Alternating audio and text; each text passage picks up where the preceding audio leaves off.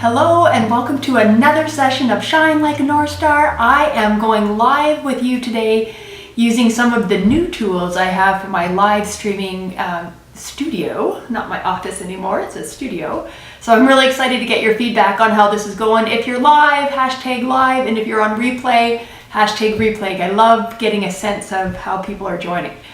Good day, good evening, good morning. My name is Carrie Burchell and I'm the president of North Star Coaching, and my specialty is helping leaders slow down to go fast and achieve ambitious goals. So that's really part of what we're talking about today. Part 2 of really strengthening and improving your confidence. If you didn't catch last week's video, because we're on weekly, what we talked about last time in the part 1 of improving your confidence is really threefold. First step is just being aware that there's something getting in the way of your confidence. The second thing is managing your head talk, that traffic that gets in the way of you shining like a North Star. And the third thing is to see yourself through the eyes of other people and really have what they see in you be a guiding star for how you see yourself. So with all of that, I want to spend some time today in our part 2 of improving your confidence on really thinking about how we look at self-management. It's one of the quadrants in, one of the quadrants in emotional intelligence. I was thinking, are there 4 things in emotional intelligence? So we're looking at self-management, relationship management, self-awareness, and social management. So today we're really talking about the self-management piece of emotional intelligence.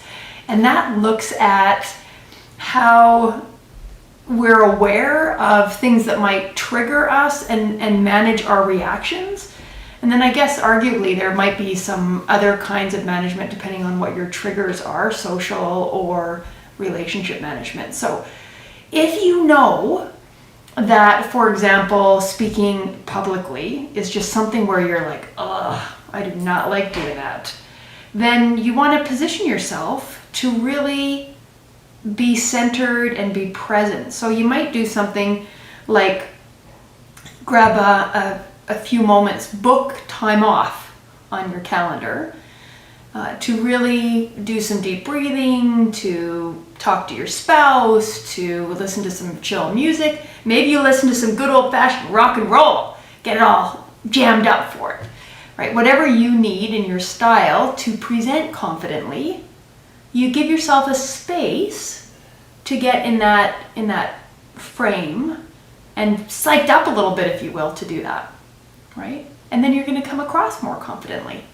One of the things I talked about last week was sometimes we just need mileage in those new shoes, in that confident feel, to really believe that we're as good as we want to be.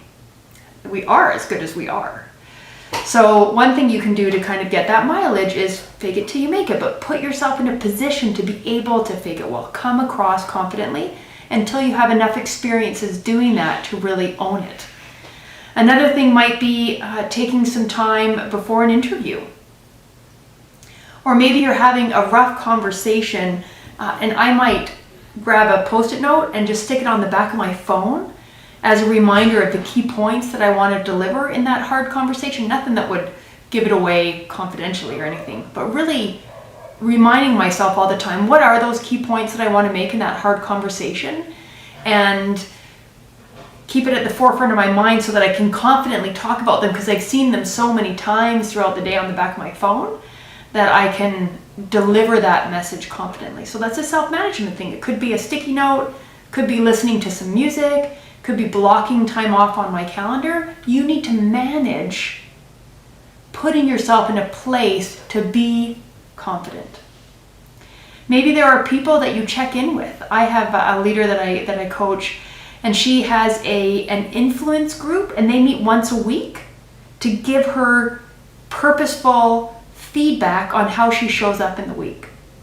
You know some of that's positive, that she shows up really well and just has that mind chatter, the traffic in her heads that gets in the way of her really believing that she can show up well. So she has a group of people that see her in her day-to-day actions, and they give her feedback weekly. Now, that's not going to go on for years and years, I wouldn't think. It's going to be until she has enough mileage in that success that she can really believe that she is the whole package, because that group believes she's the whole package, right? And they help her show up well. They give her critical feedback as well. Another thing that I think of with a different person that I coach, they actually keep track of tick marks on when they show up the way they want to. And this is some of the work that we can do in that Leadership Academy that I mentioned last time, where leaders come together once a month for a year and statistically measure their own growth and development, whatever that is that they want to develop in. Some of this work tonight is really inspired by some of their work. We've had leaders who their goal is to feel their confidence. That's not an easy snap of the fingers kind of thing. That's, what am I doing to impede myself from doing that? How do I overcome it? How do I statistically measure it? So we're gathering cohorts now on really looking at these internal pieces of ourselves that might get in the way of us showing up the way we want to. And that cohort becomes some accountability partners that really help you show up the way you want to, so that you can achieve those ambitious goals, really position yourself where you want to. So that's a little seeder for some Leadership Academy stuff that will be coming out in the next month or so. All right, back to building more confidence. So if you're aware that this is something that you want to grow in, and you're aware of your head talk, and you can see yourself through the eyes of people that admire and value and respect you, then you can really proactively put in some self-management strategies to avoid being triggered. People that beat you down, people that you feel intimidated by. Seeing yourself through other people's eyes. And that may be you taking notes in a meeting, and maybe you're with somebody who's really condescending. You literally write notes in the meeting of, right now I'm displaying really good self-management because I'm not responding to this person who we know is a bully. In a private book, not in a book that other people are going to see. And maybe if you're in a space that's really crowded, getting out of COVID, people might look over your shoulder, then write it incognito. But really intentionally manage that talk and how you come across confidently, right? So maybe in that meeting with the intimidating person, you're not shining like a North Star yet. You are not engaging with their self-defeating talk. Right? At the bare minimum, you're maintaining it. You're not letting them get in your head. That's progress. That's a step towards you showing up as confidently as you want to. All right. Confidence is something you own. Start putting in some strategies to manage your success. Position yourself to really rocket this. If it's going to be a hard conversation with someone, or just delicate, or maybe you don't want to mess up the wording, role play it with somebody you trust. I often talk to myself when I'm driving or exercising, when I'm alone. Other people talk to themselves in the mirror. Really think through how you want to show up. See yourself showing up well. I remember a year or so ago, I did some training on crucial conversations, and a leader was telling me that she reached out to a colleague and said, hey, I've got to have this hard conversation.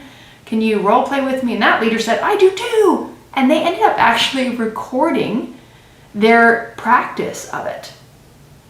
What a brilliant strategy, right? Get comfortable hearing yourself be successful. It's not that anyone else is going to listen to that recording. You hear yourself.